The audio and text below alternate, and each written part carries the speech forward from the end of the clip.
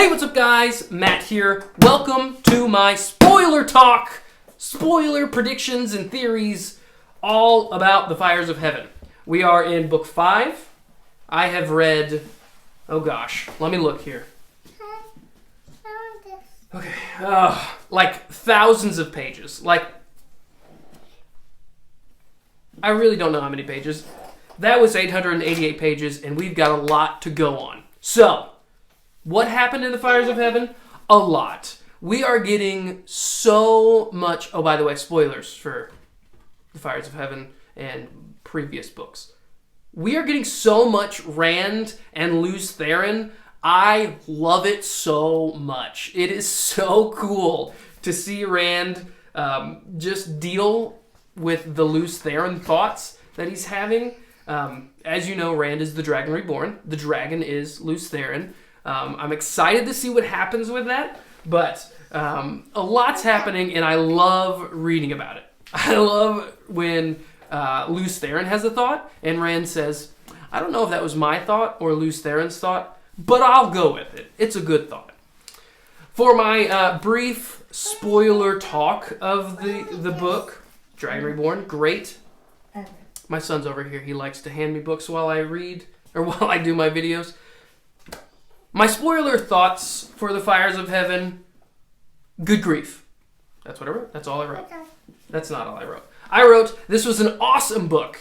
And I'll need to reread my notes to think about my thoughts for each book as I decide, but this had an absolutely epic ending. We get some balefire in this, and that's awesome. It has a lot of implications for the story, as well as the pattern, because I have no idea what's going on.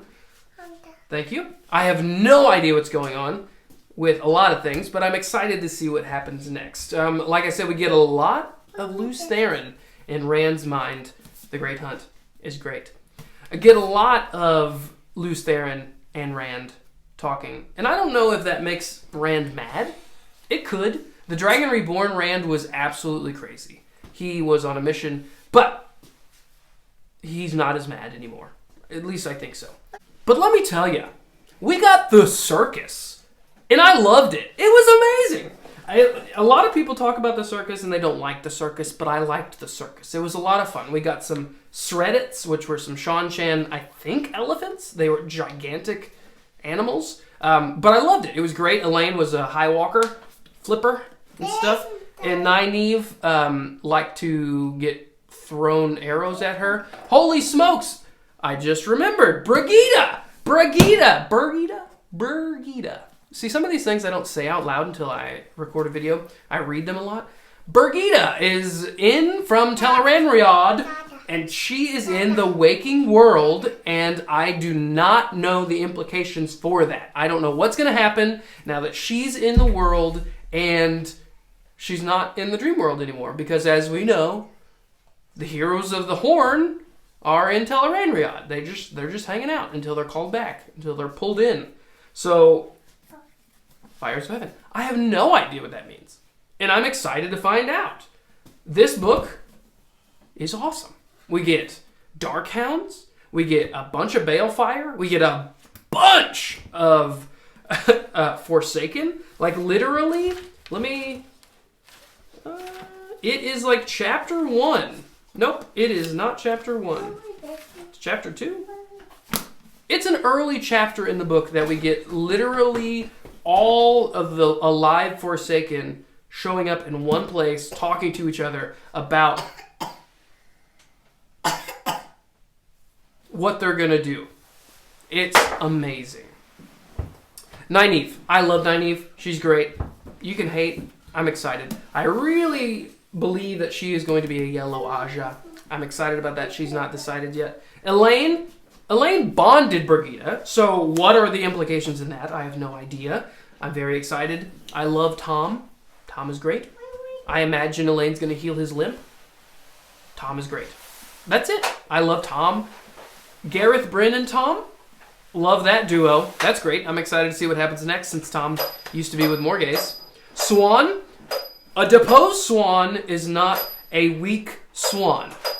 She's amazing. Logain. From Min's viewing, we have yet to see the glory to come, and I'm excited to see what happens there. Next is Rand.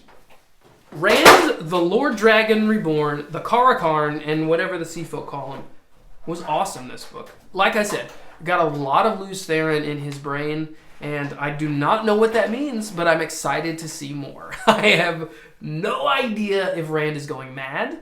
I'm excited to figure out if he is or not, but he might be. This also might come as a surprise, but I love Aviendha. I love Aviendha. I'm so happy when she's on screen. I like her less when she's being mean to Rand, but I like her. And I do believe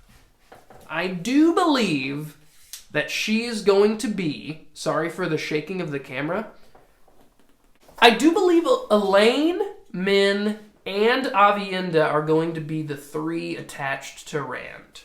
I do believe that.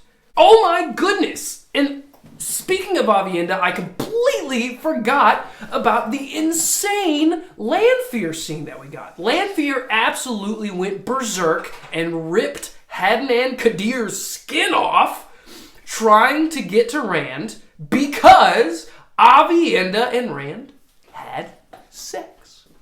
They went in an igloo in Seanchan. Aviendha gatewayed. Rand went after her. Aviendha was naked in the snow. Rand had to warm her up. And then they did it. And that was a beautiful scene. Incredible. Amazing. I'm excited to see what happens next. And it makes me happy because I love Aviendha and I love Rand. I'm excited to see where their relationship goes. But then Lanfear comes in and absolutely wrecks shop and says, "Who's Aviendha?" At least she sounds like that, maybe.